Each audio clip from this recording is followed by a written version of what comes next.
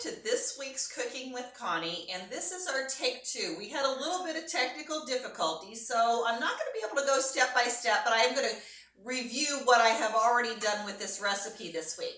So we're basically going to be doing the traditional Toll House cookie recipe, but we're going to make some modifications.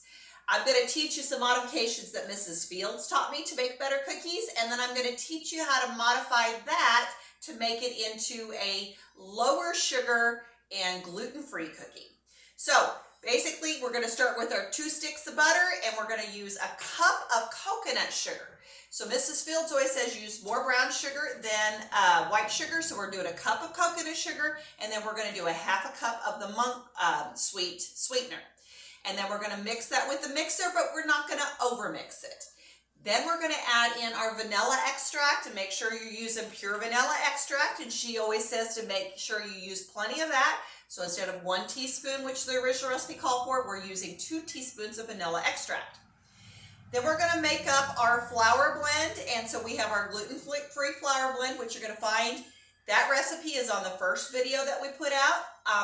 And then we're going to add a teaspoon of baking soda to that, and just a ¼ of a teaspoon of sea salt, because if you're using sea salt versus traditional salt, you're going to want to make sure you don't use very much of it, because otherwise you're going to end up with a really salty batter. So we're going to put that in, and then we're going to slowly add that into our butter and sugar mixture, and then we're going to start adding in all the goodies. So these are going to be a really hearty cookie. So I'm going to add in, I've already added in a cup of oats, and I've got that stirred up. I've added in a cup of broken up pecan pieces. So I don't chop them fine because I like mine pretty hearty, so I just break them by hand. So I got a cup of pecans in here.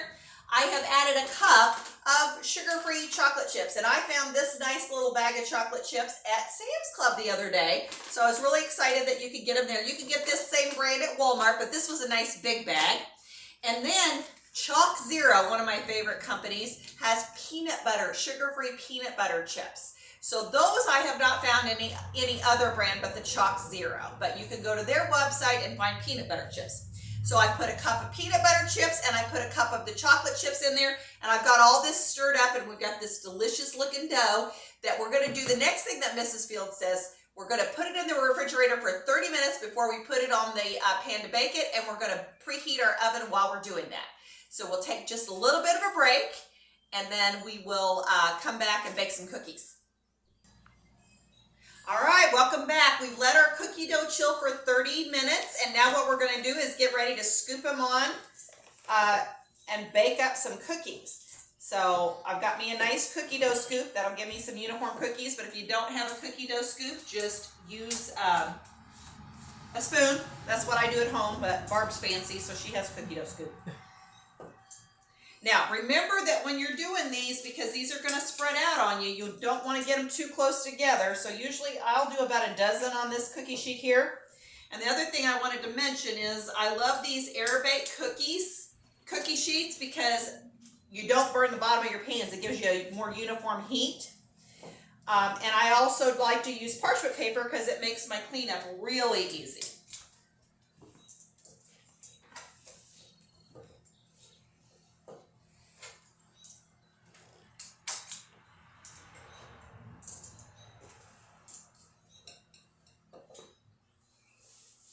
Now, if we find that, one thing you're going to find out is if you don't have enough flour in your cookie dough, you're going to end up with really flat cookies. So hopefully, these look like they're a really good consistency today. So hopefully we'll end up with a nice thick cookie loaded with all that good stuff.